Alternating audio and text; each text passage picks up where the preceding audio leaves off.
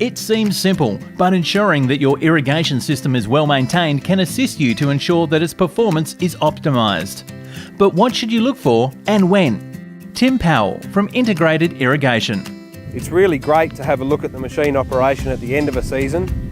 It is a good time to have a look at the pivot and how it's working at the end of the season so that we can go into the season knowing that we're pretty well right.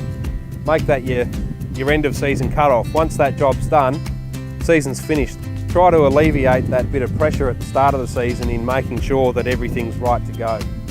And at that time of the season, when you ring your local pivot guy, they've probably got another 20 or 30 people that have had exactly the same thing happen as what you have, and it takes them a while to get to you. What to check? Service power units, check electrical systems, pumps, piping and intakes, pivot gearboxes and drivelines. It also pays to inspect the anchor bolts and grease the pivot point. Next, operate the power unit and pumping system to fill pipes and bring the centre pivot up to operating pressure.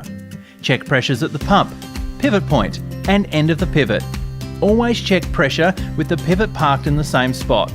With pivot fully operational, check the system flow rate and compare design flow rate on the sprinkler chart. Verify flow meter is working properly. Walk the pivot looking for malfunctioning sprinklers, worn impact plates, missing sprinklers.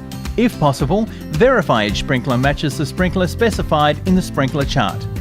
Visually verify regulators are working properly. Replace missing or malfunctioning regulators. Take note of any leaks anywhere in the system and repair. Check the pivot operates with towers in proper alignment. Test safety circuits to verify proper performance. Check tyres for wear, cracking and low pressure. Make sure all lugs are tight. Test the control panel settings for auto stop, auto reverse and end gun coverage areas. Make sure end gun watering angles are set properly. Finally, consider using a catch can test to evaluate water application uniformity. The first time you hit the button, check that the sprinklers are working right. Probably there's a few blockages around the place. Spend a couple of minutes unblocking those. Check over your motors and all that sort of thing, of course, and make sure they're running right, whether they're electric or diesel. Keep the maintenance up.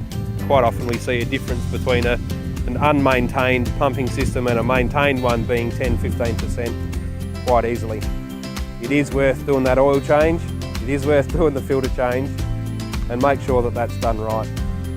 Poor irrigation practice doesn't only cost money, but also increases the farm's greenhouse gas emissions intensity.